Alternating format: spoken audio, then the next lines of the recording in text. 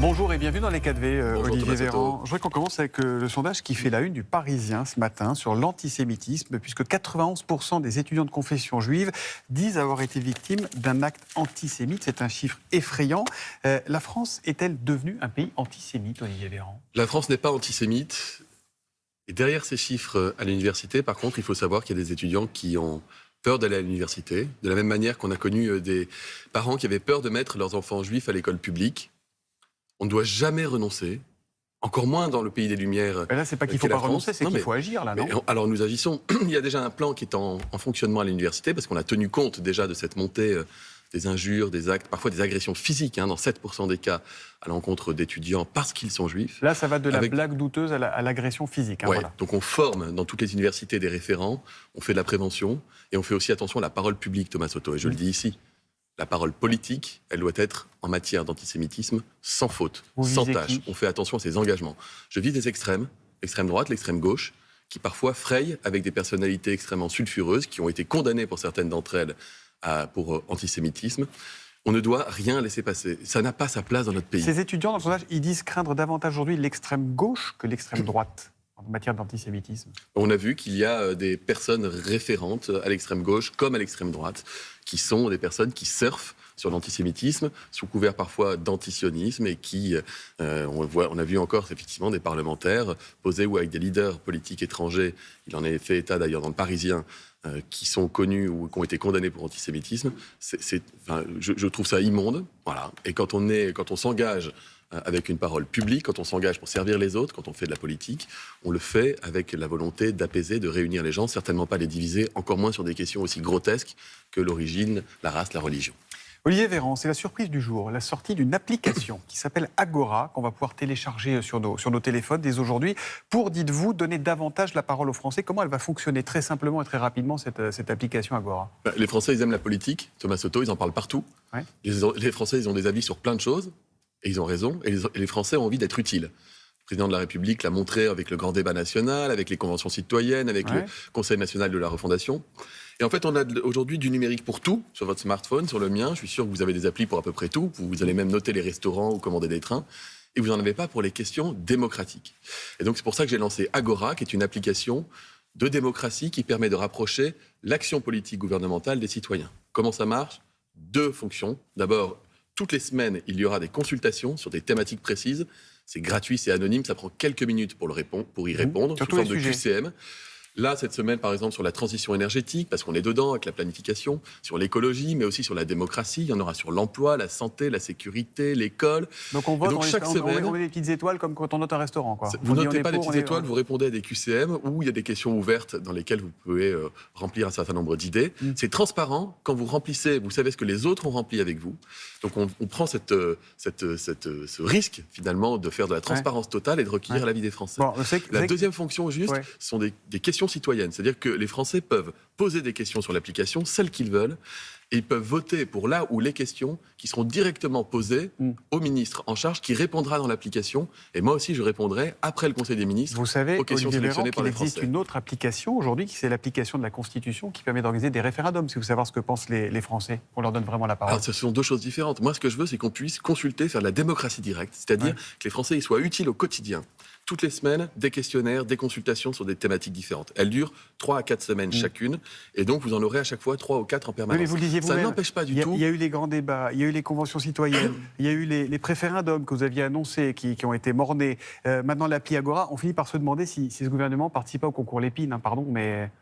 Mais vous savez, en matière démocratique, si on n'innove pas, on va dans le mur, Thomas Soto. Ouais. Vous avez aujourd'hui la moitié des Français qui, parfois, ne va pas voter.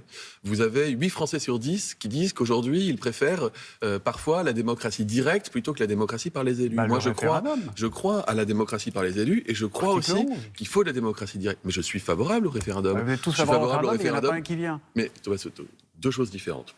Si on a une question à poser aux Français qui doit engager la responsabilité collective, ça s'appelle un référendum. Et le président de la République a dit qu'il était ouvert. Et vous connaissez ma position personnelle. En même temps, ils en voulaient un sur les retraites, il n'y en a pas. Ils en voulaient un sur l'immigration, il paraît que c'est pas possible. Et vous avez aussi au quotidien la possibilité de construire les lois, de construire les grands plans et les stratégies, en écoutant davantage les Français et en revenant vers eux pour leur dire « Vous nous avez dit cela, voilà pourquoi on va suivre ce que vous nous avez dit » ou « Voilà pourquoi ça nous paraît compliqué ». Cet échange, ce dialogue singulier qu'on veut avoir avec les Français, le numérique en était exclu, maintenant Agora le permet. Vous pouvez le télécharger sur je fais la pub, sur tous les smartphones, Android, Apple, tous les téléphones, c'est gratuit encore une fois, c'est RGPD, c'est sécurisé, et ça, c'est une application qui nous survivra. On va vous prendre pour la chronique quand Anissa Mbida prend des vacances sur le numérique. Bon, il y a aussi le projet de loi de finances qui est arrivé au Conseil des ministres hier, qui a été présenté. On a l'impression qu'il est frappé par le même virus que tous les projets de loi de finances de tous les gouvernements.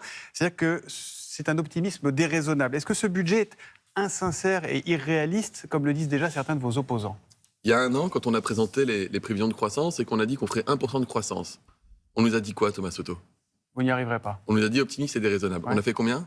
1% de croissance. 1% de croissance. D'accord. Il y a un an, quand on a dit que le chômage allait continuer de baisser, même si la croissance était moins forte, qu'est-ce qu'on nous a dit ? Allez-y. Optimiste et déraisonnable. Ouais. Est-ce que le chômage a baissé ? Sauf que là, c'est le Haut Conseil des finances publiques qui est une maison sérieuse. Non, mais bien sûr, c'est sérieux. Qui est un organisme indépendant placé auprès de la Cour des comptes. Depuis 6 ans, on nous dit... Il ne croit pas tant sur le déficit que sur la croissance. Chaque année, depuis 6 ans, on nous dit vous ne pouvez pas à la fois baisser les impôts, relancer l'investissement dans les services publics et espérer avoir de la croissance et de l'emploi. Et chaque année, depuis 6 ans, on y arrive. Donc on continue. Et ce budget, c'est un budget qui réduit le déficit, qui baisse les impôts, qui relance l'investissement dans les services publics, la santé, l'école, la sécurité. Il y a moins de baisse des impôts. Depuis les économies, c'est surtout tous les boucliers qui disparaissent et qui donc mécaniquement font en termes de stagnation, sur le premier quinquennat, c'est-à-dire sur 5 ans, on a baissé les impôts de 50 milliards. Et sur la première année du deuxième quinquennat, c'est-à-dire sur un an, on les a baissés de 10 milliards.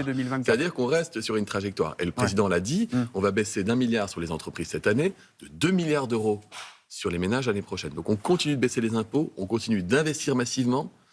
Et en même temps, on réduit nos déficits et notre dette. Et ça fonctionne. Et on continue d'utiliser le 49.3, puisque tout ça se fait sans majorité absolue. C'est parti pour la saison 2 des 49.3. On en parlait dans le journal. Le 12e pour Elisabeth Borne et le premier de cette saison était dégainé. On sait que les saisons 2 dans les séries sont souvent moins palpitantes, moins populaires que les premières. Vous n'avez pas peur que le public se lasse à un moment des 49.3 ? Mais je vais vous dire, le 49.3 qui a été déclenché cette nuit, c'est sur un texte qui permet à l'Europe de nous verser plus de 30 milliards d'euros. C'est un texte qui dit que l'Europe doit nous donner l'argent du plan de croissance, du plan de relance européen. Pourquoi est-ce que des oppositions disaient on ne peut pas le voter ? Non pas parce qu'ils ne croient pas au fond du texte, mais parce que justement, ils voulaient nous pousser à faire un 49.3 pour dire regardez, ils sont méchants, ils font un 49.3. C'est grotesque. Ce texte-là, ce qu'on appelle la loi de financement la loi de programmation des finances publiques, c'est même pas un texte qui crée du dissensus ou qui fragmente à gauche ou à droite. C'est un texte qui nous permet de toucher de l'argent. Enfin, vous posez la question aux Français, est-ce que vous êtes d'accord pour qu'on vous verse de l'argent qu'on vous doit ? Et vous allez dire je ne sais pas. Évidemment que non. Donc on voit que là, on est dans la stratégie politique. On y répond très calmement par des outils constitutionnels et ça nous permet de payer nos agriculteurs, d'investir pour les entreprises et justement de créer de la richesse et de l'emploi. Bon, Olivier Véran, je voudrais qu'on ouvre à présent notre tiroir à clarification parce que sur pas mal de sujets en ce moment, on nage un peu dans le brouillard. Sur les interdictions de la location des logements considérés comme des passoires thermiques, le calendrier initial sera-t-il maintenu comme annoncé par le gouvernement ou sera-t-il décalé comme souhaité par Bruno Le Maire qui fait partie de ce même gouvernement ? En France, on a les meilleurs ingénieurs du monde. Oui. Et ces meilleurs ingénieurs du monde, ils ne sont pas de droite ou de gauche. On leur a demandé de plancher pendant 1 an pour définir une méthode pour arriver à supprimer à la neutralité carbone dans notre pays dans quelques années. On les a laissés faire. C'est ça qu'on appelle la planification écologique, cette méthode.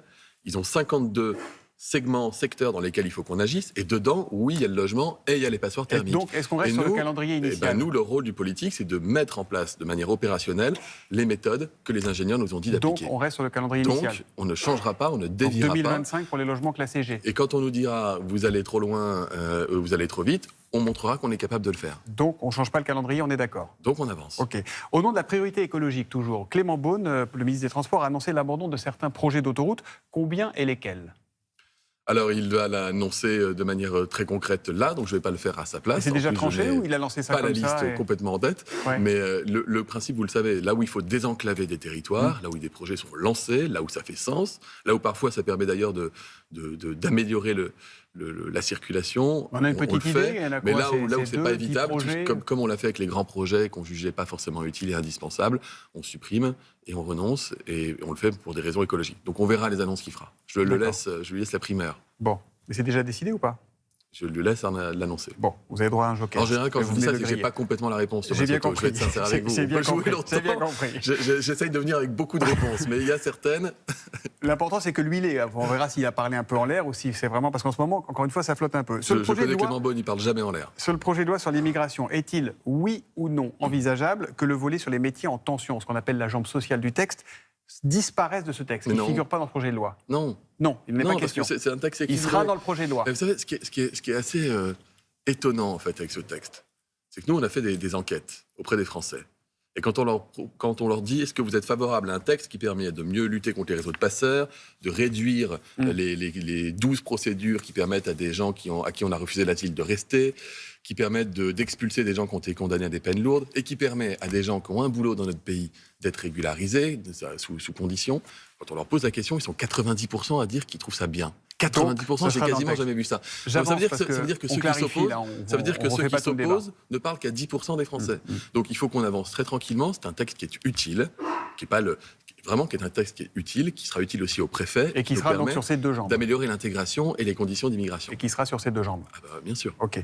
Emmanuel Macron est en Corse aujourd'hui. Est-il question, oui ou non, d'accorder davantage d'autonomie à Lille? Le président de la République s'exprimera à 10h. Je le laisse évidemment s'exprimer avant de commenter. Bon, et ben on verra ça un petit peu plus tard. Je ne vais pas vous demander quand est-ce que les prix vont refluer dans les supermarchés. Parce que ça fait 1 an et demi que vous êtes en galère là-dessus. D'abord, ça veut dire que Thomas Soto, vous n'êtes pas sympa, parce que vous pourriez dire que sur 5000 produits... Vous pourriez dire que sur 5000 produits, les prix, ils ont été fixés, ou voire ils ont baissé, et que ça continue. Et que comme les prix des matières premières ont baissé depuis quelques mois, on ne veut pas attendre la fin d'année pour que les grands industriels baissent leurs prix. Et donc, on fait passer une loi qui a été présentée par le ministre de l'économie hier, qui va permettre à la grande distrib de renégocier les prix à la baisse. Il y aura renégociation. Après, on verra si ça baissera et vous reviendrez pour nous le dire. Merci beaucoup à vous, Olivier Véran, d'être venu ce matin. Merci et bonne journée à vous.